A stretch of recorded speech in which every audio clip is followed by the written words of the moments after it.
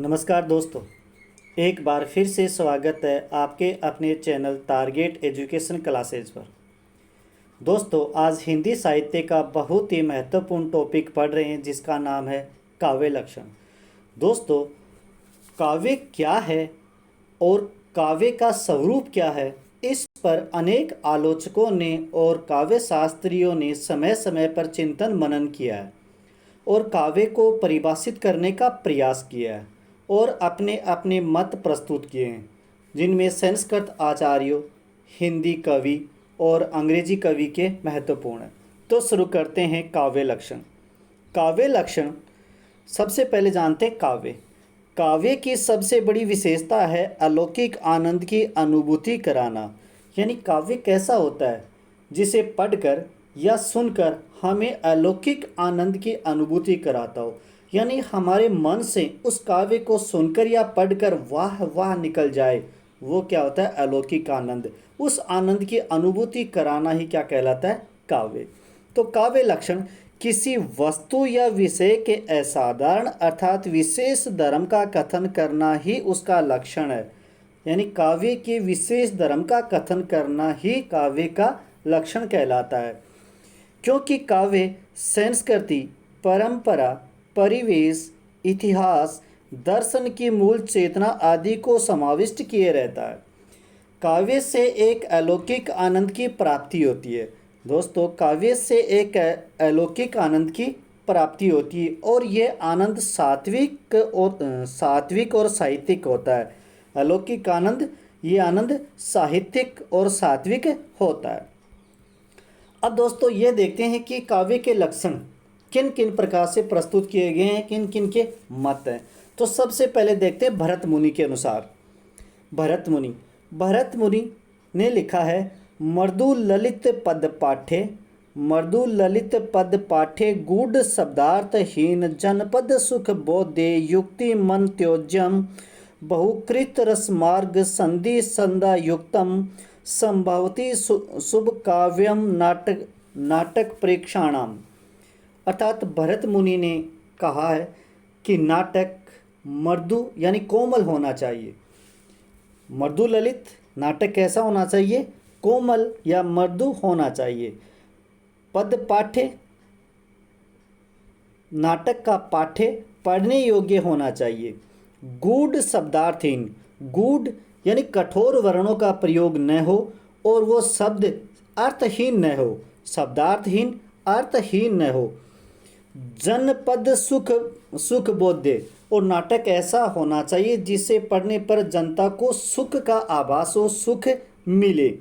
ऐसे भरत मुनि ने नाटक की विशेषता बताई थी कि नाटक पढ़ने में सरल हो, पाठक को पढ़ने में या श्रोता को सुनने में कठिनाई न हो। नाटक ऐसा होना चाहिए। लेकिन भरत मुनि ने काव्य के भी यही लक्षण बताए। जो नाटक के लक्षण हैं वही काव्य के लक्षण भी भरत मुनि जी ने बतलाए थे। तो ये यानी नाटक के लक्षण और काव्य के लक्षण समान नहीं होते हैं और भरत मुनि ने नाटक की विशेषता, नाटक के लक्षण बताए थे और उन्होंने काव्य के लक्षण भी यही बतला दिए थे। अब देखते हैं दोस्तों संस्कृत आचार्य, यानी सबसे पहला है आचार्य भामह के अनुसार। आचार्य भामह 6वीं शताब्दी में हुए थे और उन्होंने ग्रंथ लिखा था काव्य अलंकार। दोस्तों, यहीं से प्रश्न बनना शुरू हो जाता है कि आचार्य भामह ने कौन सा ग्रंथ लिखा था? तो काव्य अलंकार ग्रंथ लिखा था। या कभी कभी प्रश्न ये भी पूछ लिया जाता है कि काव्य अलंकार रचना या कृति किनकी है? तो ये रचना किनकी है? आचार्य भामह की है। तो आचार्य भामह ने काव्य अलंकार में कहा है कि शब्दार्थों सहितो काव्यम, यानी शब्द और अर्थ का समन्वय ही काव्य कहलाता है। यानी काव्य में क्या होना चाहिए? शब्द भी होने चाहिए और उनका अर्थ भी होना चाहिए। दोनों का समन्वय, दोनों का संयोग क्या कहलाता है? काव्य कहलाता है। आचार्य भामह ने काव्य की सबसे पहली बार विशेषता बताने की कोशिश की थी। भारतीय साहित्य शास्त्र में स्वतंत्र रूप से कविता पर लिखा गया प्रथम ग्रंथ काव्य अलंकार माना गया। काव्य पर लिखा गया कौन सा ग्रंथ माना गया? काव्य अलंकार। दोस्तों ये याद रखना कि काव्य पर कौन सा प्रथम ग्रंथ लिखा गया? काव्य अलंकार। इससे पहले भरत मुनि का नाट्य शास्त्र लिखा गया था। भामस से पहले किसने लिखा था? भरत मुनि ने। परंतु भरत मुनि ने नाट्य शास्त्र यानी नाटक पर लिखा था और नाटक की विशेषता, नाटक के लक्षण बतलाए थे, लेकिन वह स्वतंत्र रूप से कविता पर नहीं लिखा था। किस पर लिखा था? नाटक पर लिखा था। वह नाटक पर लिखा गया था। आचार्य भरत मुनि ने किन पर लिखा था? नाटक के लक्षण बतलाए थे और साथ में उन्होंने ये भी मान लिया, ये भी कह दिया कि काव्य के भी यही लक्षण होते हैं, परंतु संपूर्ण रूप से काव्य पर लिखा गया प्रथम ग्रंथ काव्य अलंकार है, जिसमें लिखा था आचार्य भामह ने कि शब्दार्थों सहितो काव्यम, शब्द और अर्थ का समन्वय ही काव्य कहलाता है। दूसरे आचार्य मम्मट के अनुसार, आचार्य मम्मट जी ने 12वीं शताब्दी में लिखा है। आचार्य मम्मट का ग्रंथ है काव्य प्रकाश। आचार्य मम्मट का कौन सा ग्रंथ है? काव्य प्रकाश। उसमें लिखा है आचार्य मम्मट जी ने, तद दोषो शब्दार्थो सगुणावलंकृति पुनः कवापि। तय दोषो यानी दोष से रहित। तय दोषो काव्य कैसा होना चाहिए? दोष से रहित शब्दार्थ हो और गुण, ऐसा शब्दार्थ जो दोष से रहित हो। तय दोषो दोष से रहित हो और गुण, गुण 3 प्रकार के होते हैं, माधुर्य गुण, ओज गुण और प्रसाद गुण। इनका प्रयोग होना चाहिए, इनका प्रयोग होना चाहिए। से युक्त हो तथा कभी कभी अलंकार रहित हो। काव्य में अलंकार होता है, परंतु मम्मट जी ने कहा है कि कहीं कहीं पर, कभी कभी पर ऐसा काव्य जिसमें अलंकार का प्रयोग नहीं होता है तो भी वह काव्य कहलाता है। मम्मट ने काव्य के 3 गुण बतलाए। दोस्तों आचार्य मम्मट जी ने काव्य के 3 गुण बतलाए। पहला है कि काव्य के शब्दार्थ दोष रहित होने चाहिए। क्या होना चाहिए? काव्य के शब्दार्थ दोष रहित होने चाहिए और गुणों से युक्त होना चाहिए। दूसरा गुण क्या हो गया? काव्य कैसा होना चाहिए? गुणों से युक्त होना चाहिए। और काव्य में अलंकार अच्छे हैं, परंतु कभी कभी अलंकार रहित भी काव्य कहलाता है। काव्य में अलंकार का प्रयोग अच्छा है, सर्वोत्तम है, परंतु कहीं कहीं पर अलंकार का प्रयोग नहीं होता है तो भी काव्य कहलाता है। किसने कहा था? आचार्य मम्मट ने लिखा था, काव्य प्रकाश में कहा था। अगला है आचार्य दंडी के अनुसार। आचार्य दंडी के अनुसार दोस्तों इसे कुछ विद्वान 6वीं शताब्दी का मानते हैं और कुछ 7वीं शताब्दी का, परंतु ये 7वीं शताब्दी इसमें सही है। दोस्तों कुछ किताबों में 6वीं शताब्दी दे रखा है और कुछ में 7वीं, परंतु यहाँ पर 7वीं सही होगा। इन्होंने अपना ग्रंथ लिखा था काव्यदंश। इसमें लिखा था शरीर तावदृष्टार्थ व्यवच्छिन्ना पदावली। आचार्य दंडी ने लिखा था शरीर तावदृष्टार्थ व्यवच्छिन्ना पदावली, अर्थात काव्य का शरीर तो इष्ट अर्थ है। काव्य का शरीर क्या है? इष्ट अर्थ है, अर्थ से युक्त पदावली है। दोस्तों आचार्य दंडी अलंकारवादी कवि थे। आचार्य दंडी क्या थे? अलंकारवादी कवि थे। उनके अनुसार शब्दार्थ काव्य का शरीर है। शब्दार्थ क्या है? काव्य का शरीर है और अलंकार काव्य की आत्मा है। यानी जब काव्य में अलंकार का प्रयोग नहीं हुआ है तो वह काव्य नहीं कहलाता है, और अलंकार का प्रयोग हुआ है तो वह काव्य कहलाता है। यहाँ पर दोस्तों भामह शब्द और अर्थ को काव्य कहता है। वहाँ आचार्य दंडी शब्द और अर्थ का प्रयोग न कर किसका प्रयोग करता है? पदावली का। आचार्य दंडी किसका प्रयोग करता है? पदावली का। पदावली शब्द का प्रयोग करते हैं। दंडी शब्द को लेते हैं अर्थ को नहीं। दंडी जी शब्द को लेते हैं अर्थ को नहीं, और यही भामह और दंडी के काव्य में प्रमुख अंतर माना जाता है। अंतर है दोस्तों, कौन सा अंतर है? भामह और दंडी के काव्य में कौन सा अंतर है कि दंडी शब्द को लेते हैं अर्थ को नहीं लेते हैं। दोस्तों आगे देखते हैं आचार्य विश्वनाथ के अनुसार। आचार्य विश्वनाथ 14वीं शताब्दी में हुए थे और इन्होंने अपना ग्रंथ लिखा था साहित्य दर्पण। कौन सा लिखा था? साहित्य दर्पण। दोस्तों ये परीक्षा में पूछा जाता है, एग्जाम में पूछा जा सकता है कि साहित्य दर्पण किस आचार्य ने लिखा था। तो साहित्य दर्पण आचार्य विश्वनाथ जी ने लिखा था। इन्होंने लिखा था कि वाक्य रसात्मक काव्यम, वाक्य कैसा होना चाहिए? रस युक्त होना चाहिए, वही काव्य कहलाता है। आचार्य विश्वनाथ जी ने लिखा है कि वाक्य कैसा होना चाहिए? रस युक्त होना चाहिए, यानी काव्य में रस आना चाहिए, वही काव्य कहलाता है। क्योंकि दोस्तों आचार्य विश्वनाथ ने रस को ही काव्य का प्रमुख तत्व माना है। आचार्य विश्वनाथ ने रस को ही काव्य का प्रमुख तत्व माना। ये रसवादी कवि थे। इनके अनुसार किसी काव्य में रस है तो ही वह काव्य है। यहाँ पर दोस्तों काव्य है, वह क्या है? वह लिखा दोस्तों यहाँ पर। आचार्य विश्वनाथ ने रस को ही काव्य का प्रमुख तत्व माना है। ये रसवादी कवि थे। इनके अनुसार किसी काव्य में रस है तो ही वह काव्य है। इसके बाद में दोस्तों आगे बढ़ते हैं। आचार्य हेमचंद्र जी के अनुसार, आचार्य हेमचंद्र के अनुसार इन्होंने अपना ग्रंथ लिखा था काव्यानुशासन। इसमें इन्होंने लिखा है एदोसो सगुणों सालंकरो च शब्दार्थो काव्यम, यानी काव्य कैसा होना चाहिए? दोष से रहित, एदोसो दोष से रहित, सगुणों गुणों सहित, गुण कौन से? माधुर्य गुण, ओज गुण, प्रसाद गुण, इन गुणों सहित होना चाहिए, और अलंकारों से युक्त शब्दार्थ ही काव्य कहलाता है। आचार्य हेमचंद्र ने लिखा कि काव्य कैसा होना चाहिए? एदोषो दोष से रहित, सगुणों गुणों सहित, सालंकारों अलंकारों से युक्त, च शब्दार्थों काव्यम, वही काव्य कहलाता है। आगे दोस्तों आचार्य वामन, आचार्य वामन 8वीं शताब्दी में हुए थे और उनका ग्रंथ है काव्य अलंकार सूत्रवर्ती। दोस्तों ये एग्जाम में पूछा जा सकता है काव्य अलंकार सूत्रवर्ती किनका है? तो ये आचार्य वामन का लिखा हुआ है। आचार्य वामन ने लिखा था कि गुणालंकार तो शब्दार्थो काव्यम शब्दों विदते, यानी गुण और अलंकार से युक्त शब्दार्थ ही काव्य है। किनसे? काव्य क्या है? गुण और अलंकार, यानी काव्य में गुण भी होने चाहिए और अलंकार का प्रयोग भी होना चाहिए, वो ही काव्य कहलाता है। इसके बाद में आचार्य जगन्नाथ जी जो 17वीं शताब्दी में हुए थे, 17वीं शताब्दी में हुए थे, इन्होंने ग्रंथ लिखा था रस गंगाधर। कौन सा लिखा था? रस गंगाधर।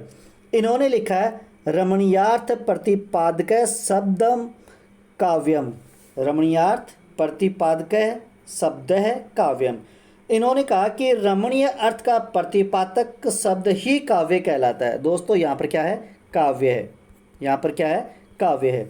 यहाँ पर दोस्तों रमणीय शब्द का अर्थ लिया गया समझने योग्य, सुंदर, सरल, यानी ऐसा काव्य जो समझने योग्य हो, सुंदर हो, वही काव्य कहलाता है। जो भाषा में समझने योग्य हो और सुंदर हो, सबको भाने वाला हो, ऐसा ही काव्य क्या कहलाता है? काव्य कहलाता है। इसके बाद में दोस्तों आनंदवर्धन के अनुसार, आचार्य आनंदवर्धन के अनुसार इनका दोस्तों ग्रंथ का नाम है धन्यालोक, दैवन्यालोक। इन्होंने लिखा है काव्यशात्मा ध्वनि शब्दार्थो शरीर तावत काव्यम, तावत काव्यम। इन्होंने लिखा है कि काव्य की आत्मा ध्वनि है, क्योंकि आनंदवर्धन जी क्या है? ध्वन्यात्मक है। और इन्होंने कहा कि काव्य की आत्मा क्या है?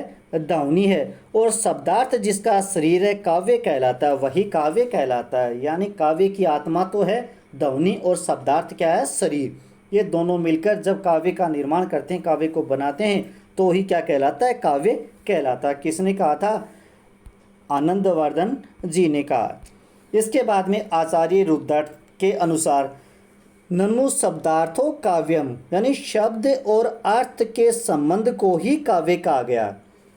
आचार्य ममट ने कहा शब्द और अर्थ का जो संबंध होता है, शब्द और अर्थ का जो संबंध है, वही क्या कहलाता है?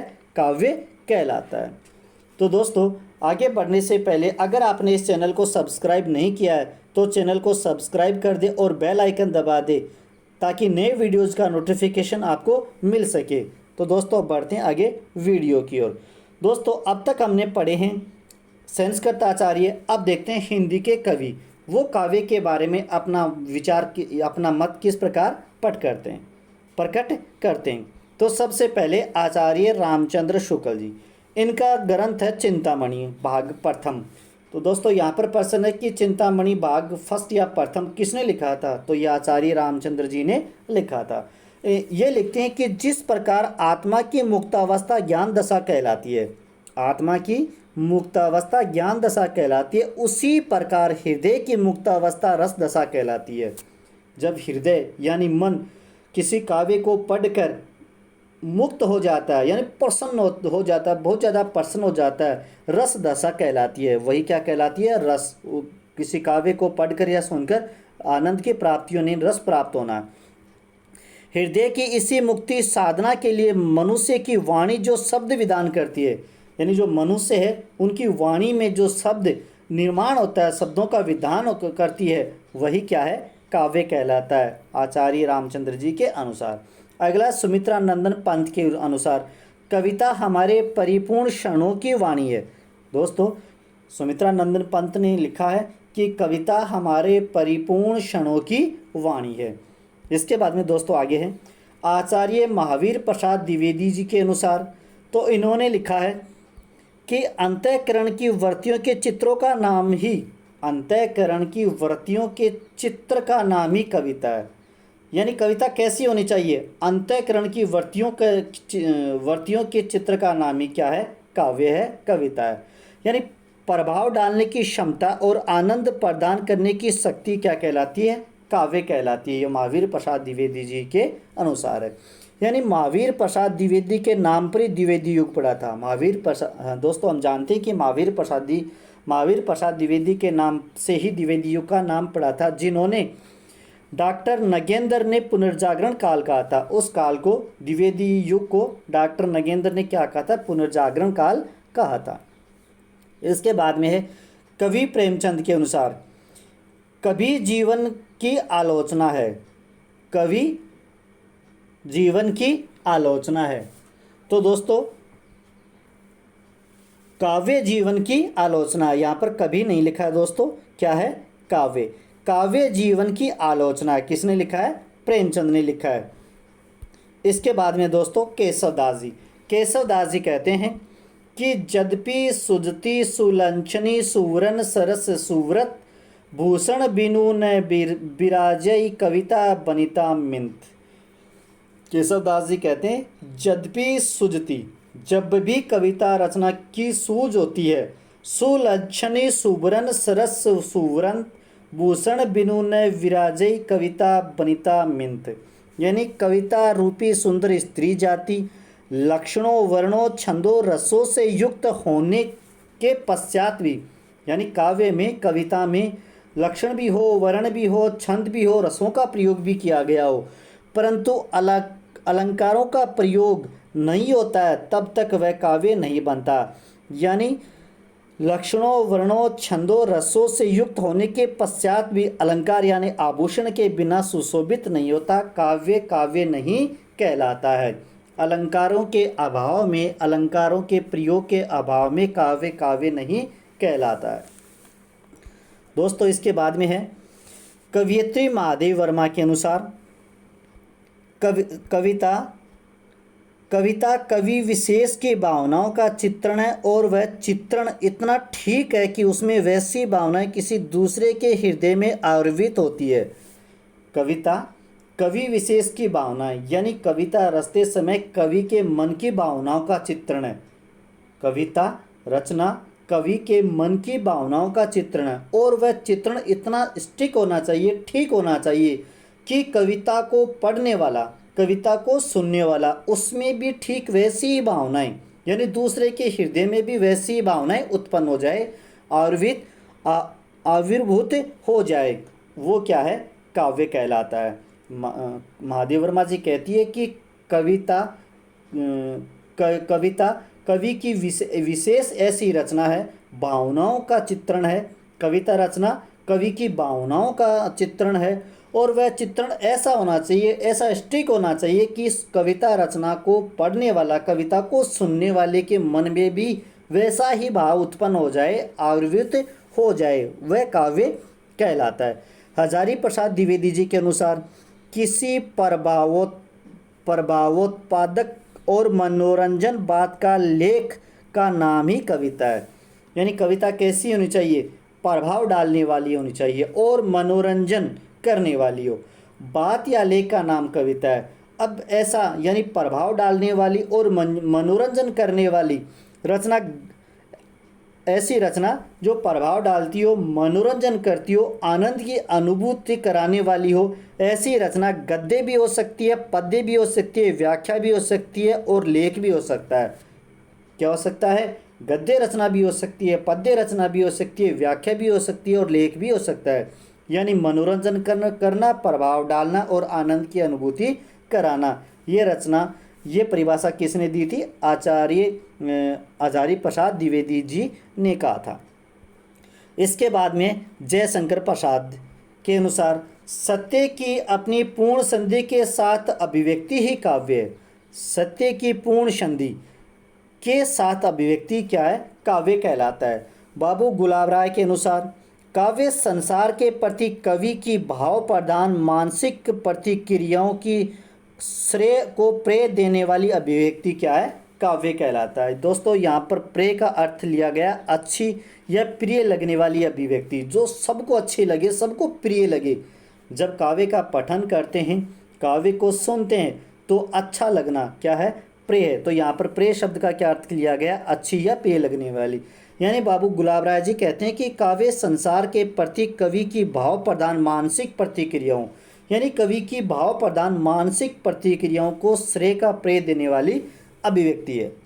दोस्तों इसके आगे है चिंतामणि के अनुसार सगुणालंकारन सहित दोष रहित जो होई, शब्द अर्थ ताको कवित कहत विविधु सब होई, सब कोई। सगुणालंकारन सहित, क्या लिखा है? सगुणालंकारन सहित, गुण और अलंकार सहित, दोष रहित जो होई, जिसमें गुण भी हो, अलंकारों का प्रयोग भी हो और दोष रहित हो, रहित जो होई, दोष से रहित हो, शब्द अर्थ ताको कविता कहत विविधु सब कोई। गुण और अलंकार से युक्त, दोष से रहित शब्दार्थ हो, वह काव्य कहलाता है। चिंतामणि के अनुसार ऐसी रचना, ऐसा काव्य जो गुणों का और अलंकारों का तो प्रयोग हुआ हो और शब्दार्थ में दोष रहित हो, ऐसा काव्य काव्य कहलाता है। ठाकुर जी के अनुसार पंडित और प्रवीण को जोई चित्त हरे सो कविता का आई। यहाँ पर दोस्तों पंडित और प्रवीण का अर्थ लिया गया है बुद्धिमान लोगों से, यानी पंडित और बुद्धिमान लोगों के चित्त को हरे यानी प्रसन्न करे। काव्य क्या है? पंडितों और बुद्धिमान लोगों के चित्त को हरे यानी मन को प्रसन्न कर दे, वही काव्य कहलाता है। ऐसा कहा था, ठाकुर जी ने कहा था। दोस्तों इसके बाद में है अंग्रेजी के कुछ कवि जिन्होंने लिखा है। सबसे पहला है मैथ्यू आर्नोल्ड। मैथ्यू आर्नोल्ड जी कहते हैं कि poetry is criticism of life, यानी कविता मूल रूप से जीवन की आलोचना है। कविता क्या है? जीवन की मूल रूप से आलोचना है। दोस्तों ऐसा ही हमारे हिंदी कवि प्रेमचंद जी ने भी कहा था कि कविता जीवन की आलोचना है। ऐसा ही मैथ्यू आर्नोल्ड ने भी कहा है। अगला ड्राइगन ने लिखा है पोइट्री इज आर्टिकुलेट म्यूजिक, यानी कविता सुस्पष्ट संगीत है। कविता क्या है? संगीत है, और संगीत भी कैसा? बिल्कुल सुस्पष्ट, यानी बिल्कुल साफ सुथरा संगीत क्या है? कविता है। ऐसा कहा था ड्राइडन ने। इसके बाद में अगला दोस्तों कोलरेज कहते हैं कि poetry is the best words in their best order. Poetry is the best words in the best order. उत्तम शब्दों की उत्तम व्यवस्था ही काव्य है, कविता है। यानी शब्द कैसे हो? उत्तम हो, यानी शब्द श्रेष्ठ हो और उनकी व्यवस्था भी उत्तम हो, श्रेष्ठ हो, वही क्या कहलाती है? काव्य या कविता कहलाती है। कोलरेज जी ने ऐसा कहा था। इसके बाद में डॉक्टर जॉनसन जी कहते हैं कि poetry is the art of uniting pleasure with truth by calling imagination to the help of reason. इन्होंने लिखा है, जॉनसन जी ने कहा है कि कविता सत्य और आनंद के एकीकरण की कला है। आनंद के साथ साथ सत्य को जोड़ दिया जाता है, सत्य का एकीकरण कर दिया जाता है, ये क्या कहलाता है? काव्य कहलाता है। जिसमें बुद्धि या विवेक के साथ साथ सत्य और आनंद का एकीकरण होने के साथ साथ जिसमें बुद्धि और विवेक के साथ साथ कल्पना का भी प्रयोग होता है, थोड़ा सा भी कल्पना जोड़ दी जाती है। इससे क्या होता है कि काव्य आनंददायी बन जाता है। कैसा बन जाता है? आनंददायी बन जाता है।